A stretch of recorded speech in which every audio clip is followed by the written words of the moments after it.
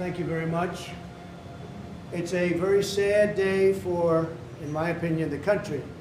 A New York State judge just ruled, and he's crooked as you could get. And a lot of people expected something like this, but not for the amount. But this is a very dishonest man. This is a man that's been overturned already on this case 4 times. But a crooked New York State judge just ruled that I have to pay a fine of $355 million for having built a perfect company. Great cash, great buildings, great everything. It affects New York. It's mostly talking about New York, where we have a totally corrupt attorney general. She campaigned on the fact that I will get Trump, I will get Trump. Everybody's seen it. Letitia James, they've all seen it. Well, we'll be appealing, but more important than that, this is Russia, this is China, this is the same game. It all comes out of the DOJ, it all comes out of Biden. It's a witch hunt against his political opponent, the likes of which our country has never seen before. You see it in third world countries, banana republics, but you don't see it here. So I just want to say this. You build a great company. There was no fraud. The banks all got their money, 100%.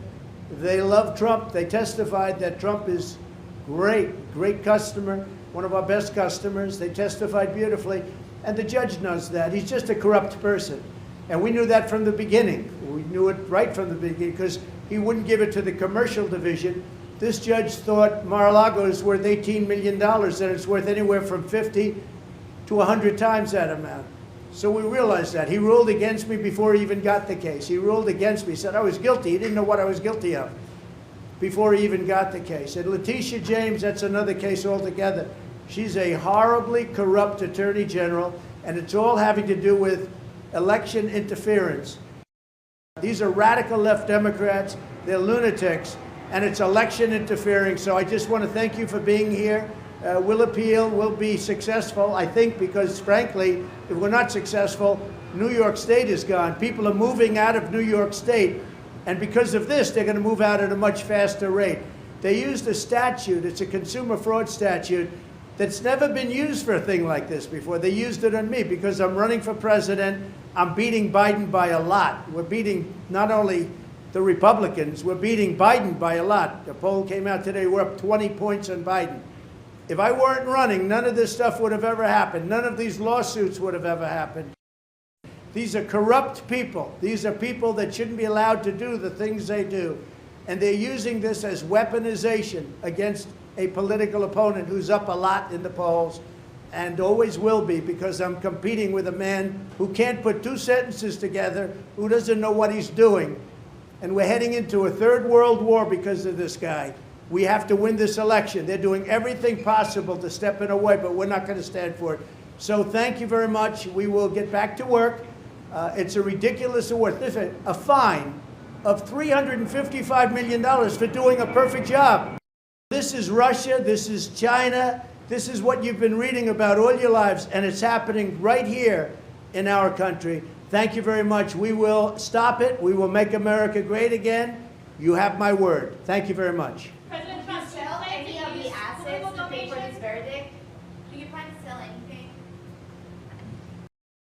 Today, justice has been served. Today, we prove that no one is above the law.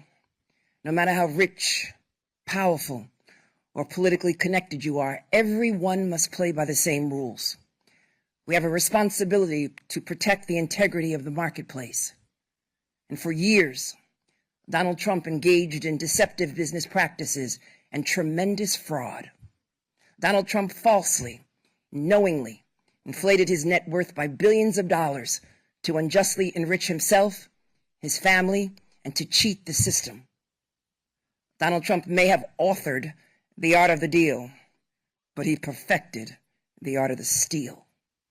This long-running fraud was intentional, egregious, illegal, and he did all of this with the help of the other defendants, his 2 adult sons and senior executives at the Trump Organization.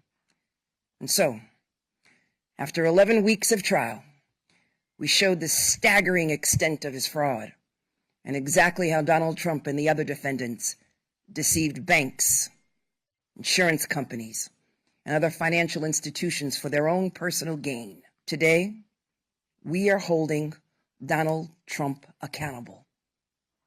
We are holding him accountable for lying, cheating, and a lack of contrition, and for flouting the rules that all of us must play by. A New York judge on Friday ordered Donald Trump to pay $354.9 million in penalties for duping and defrauding lenders for more than a decade. Capping off the massive civil fines, Justice Arthur Engoron also banned Trump from serving as an officer or director of any New York corporation for 3 years.